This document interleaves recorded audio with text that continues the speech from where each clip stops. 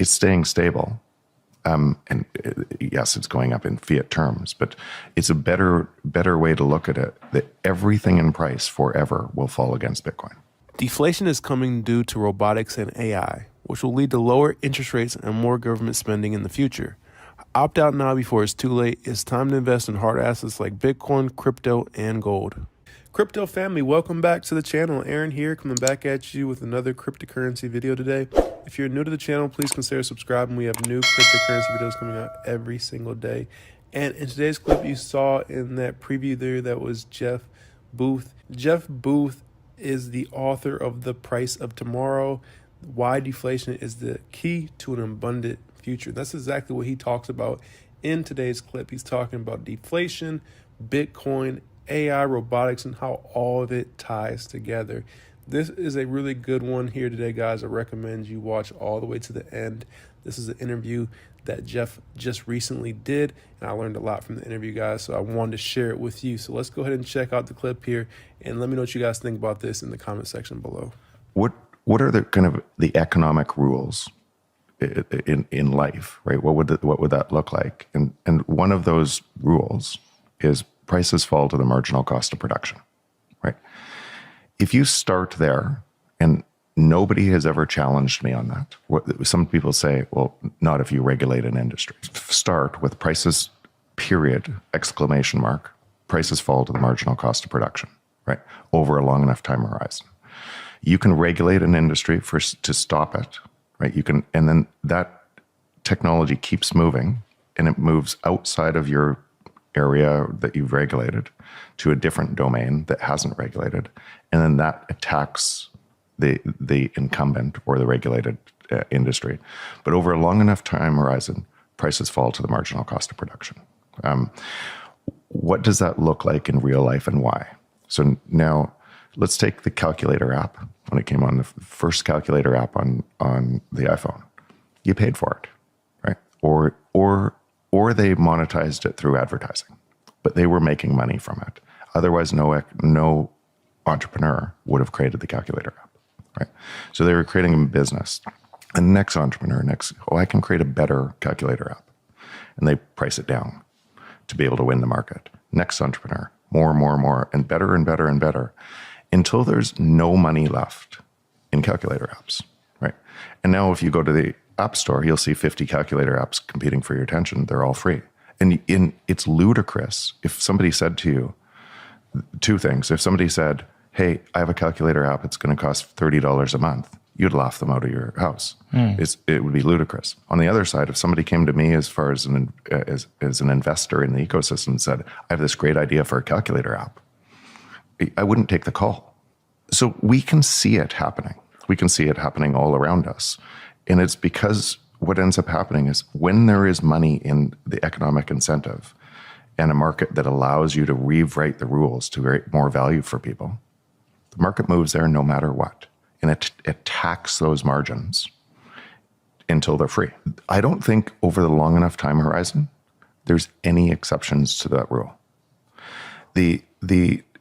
Now, today, if you're measuring in a world where the measurement itself is all on manipulated money, then people want to matter so much, they want to look good to society so much that they'll pay almost anything to stand out from the crowd, right?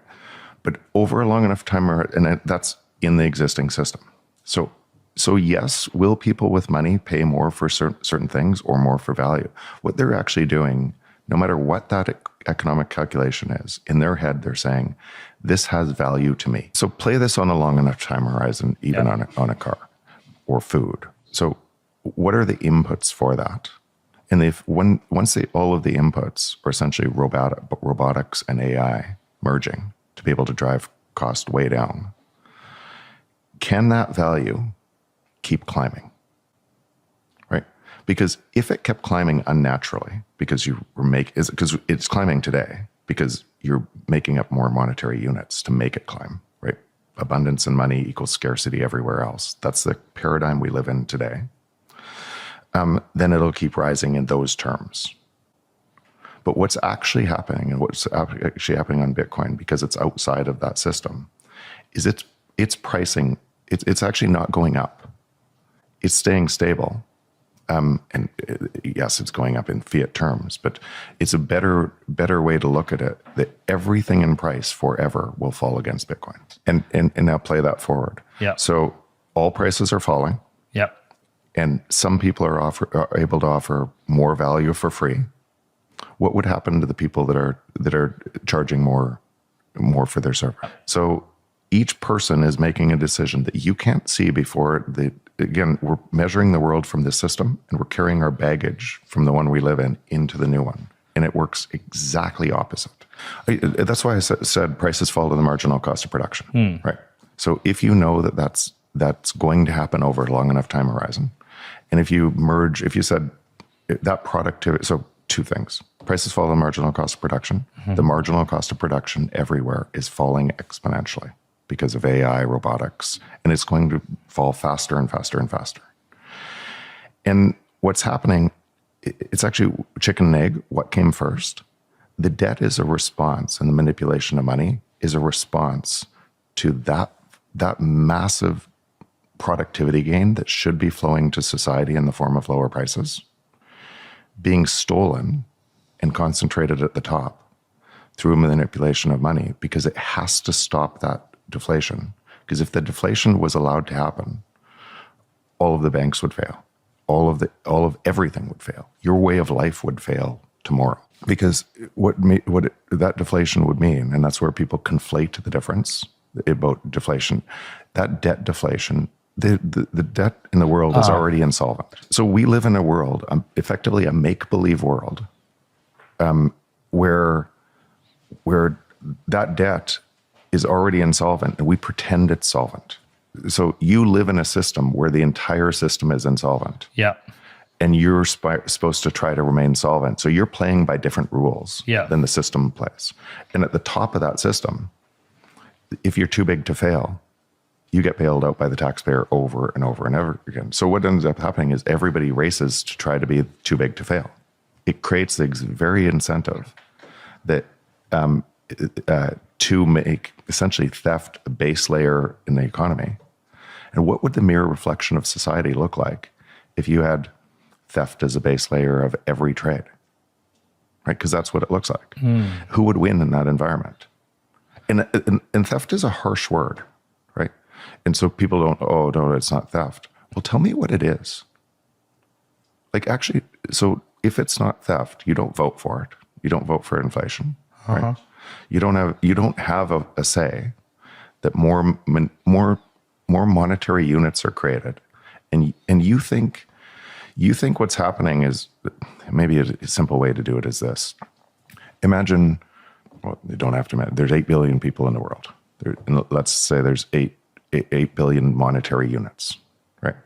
And 8 billion is not too hard for your mind to understand. Once you get to trillions, your brain just breaks, right? And so 400 trillion is a lot of right? It's just, your mind can't comprehend that. But 8 billion people, 8 billion monetary units. Of those monetary units in the world, you have 2 of them. I have 1 of them. Danny has half of one. If magically the next day there's 16 billion monetary units, did wealth go up in the world? Nope. Right? Same, just a different measurement. Abundance and money creates scarcity everywhere else. So what ends up happening is, but you think it did because you're 4, you're 2.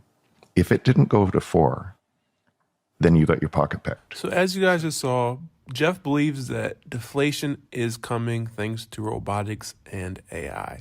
And there's another clip I want to share with you guys from the CEO of OpenAI and where he thinks AI will be going over the next 10 years. This is really making the case for major deflation in the future, and that will ultimately lead to higher asset prices in the future for assets like Bitcoin. But let's go ahead and check out this clip here.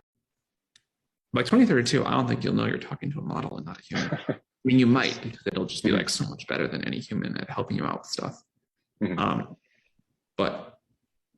But that by 20, I mean, that's a long time at the rate this field is going. I think it'll, I think it will be remarkable, and it'll feel like you're just not only talking to your smartest friend, but like thousands of smart friends that are domain experts everywhere you want, that are like working at superhuman speed to do whatever you need. And thank you for watching all the way to the end of the video. If you found any value, make sure to hit that like button. And if you guys want to check out any of our exclusive content, that will be in the description below in our Patreon. And my name is Aaron from the Bitcoin Bros. I'm out. I'll see you guys in the next video and have a great rest of your day.